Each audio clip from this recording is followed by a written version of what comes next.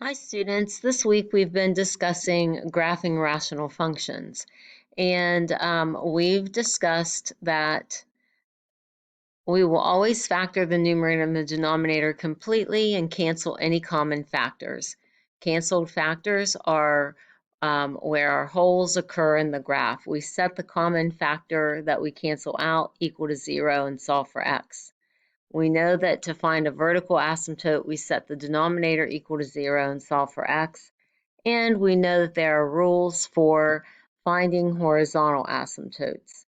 If the degree of the numerator is equal to the degree of the denominator, if the degree of the numerator is less than the degree of the denominator, the horizontal asymptote is y equals 0.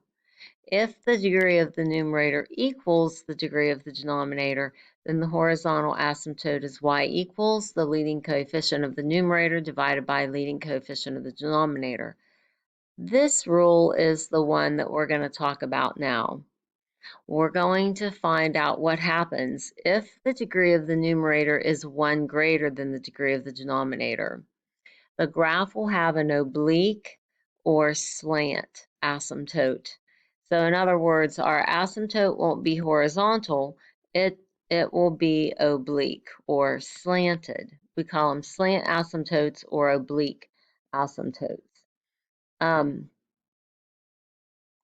The way we will find our oblique asymptote is by dividing the numerator divided by the denominator, and we can either use long division or synthetic division.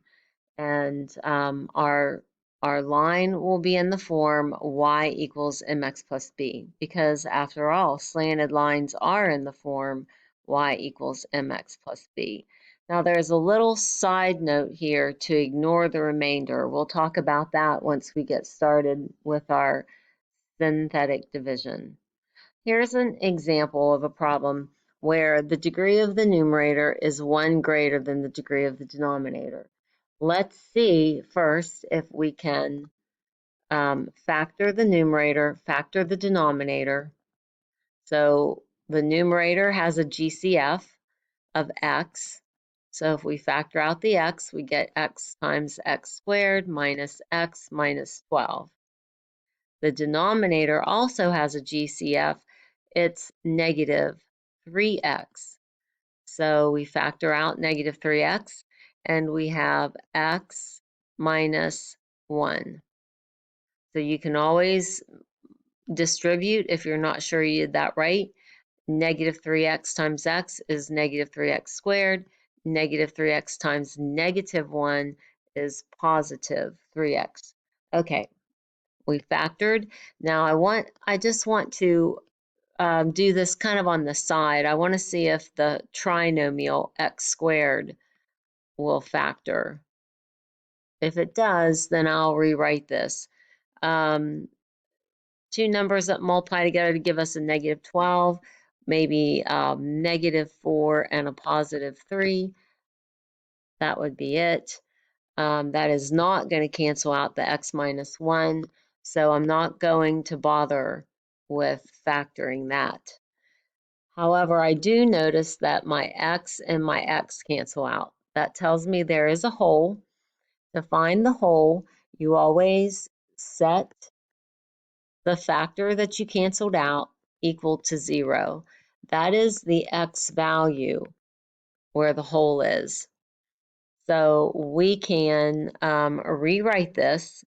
We can rewrite this f of x equals x squared minus x minus 12 over negative 3 times x minus 1. Now that I no longer need this at all. All I needed that for was to find the x value of the hole. So you take whatever cancels out, set it equal to 0, and that is the x value of the hole. All right, I'm going to plug 0 in to find the y value of the hole. 0 squared minus 0 minus 12 over negative 3 times 0 minus 1. So that's going to give me negative 12 divided by negative 3 times negative 1 is positive 3. That gives me negative 4. So at 0, negative 4, I'm going to put a hole in the graph. So we'll draw a hole in the graph, 0, negative 4. All right, now that that is complete, we found where the hole is. Let's find our vertical asymptote. How do we find a vertical asymptote? We set our denominator equal to 0. So negative 3 times x minus 1 equals 0. Divide by negative 3, and we get x minus 1 equals 0. Add 1, x equals 1 is the vertical asymptote. X equals 1. We're going to put it on our graph paper.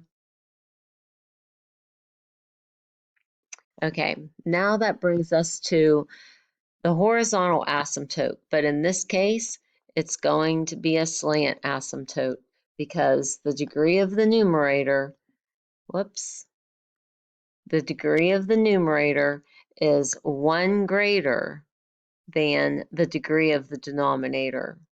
So I know we're going to have a slant asymptote on this problem. So the way we find the slant asymptote is either long division or synthetic. I think we can use synthetic division on this one.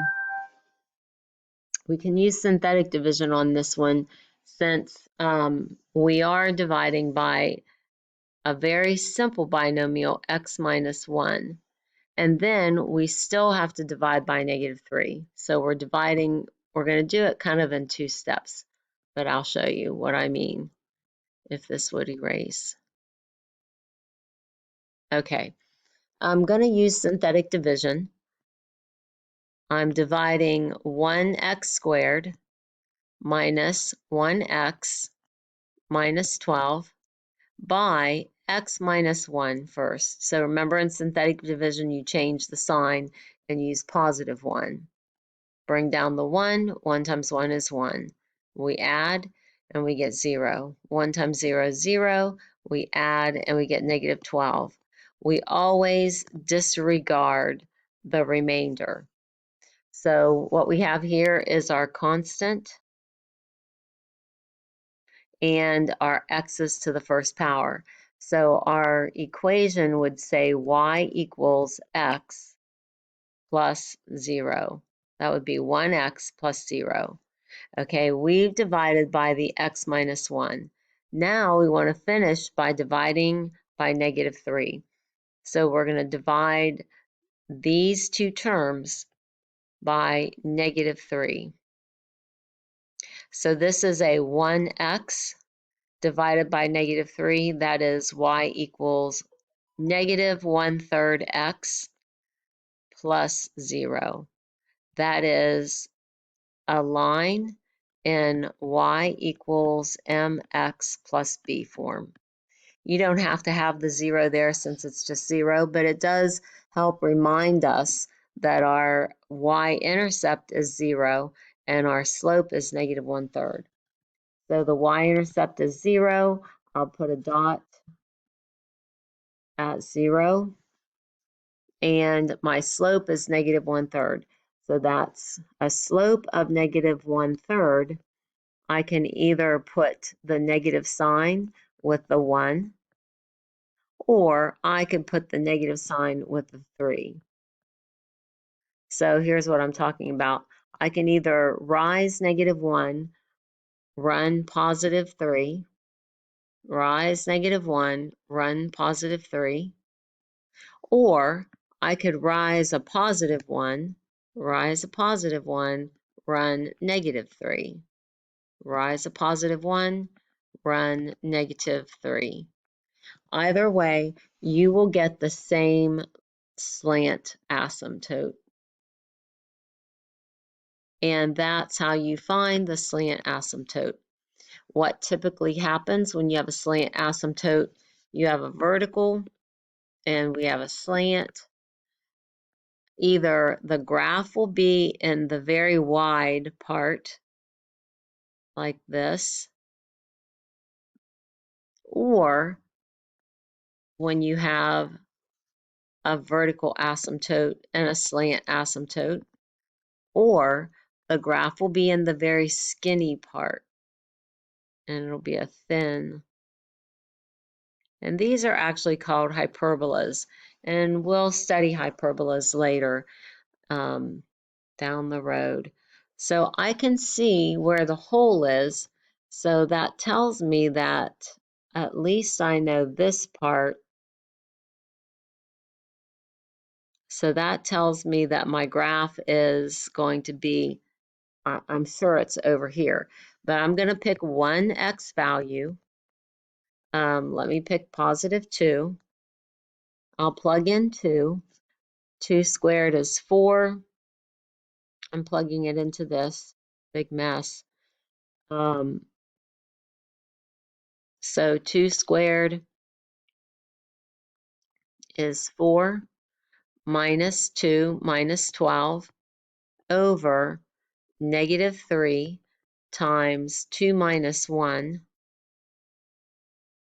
So I end up with -14, -10 over -3. So that would be 10 thirds. 10 thirds. So 10 thirds is 3 1/3. So I'm going to plot the point,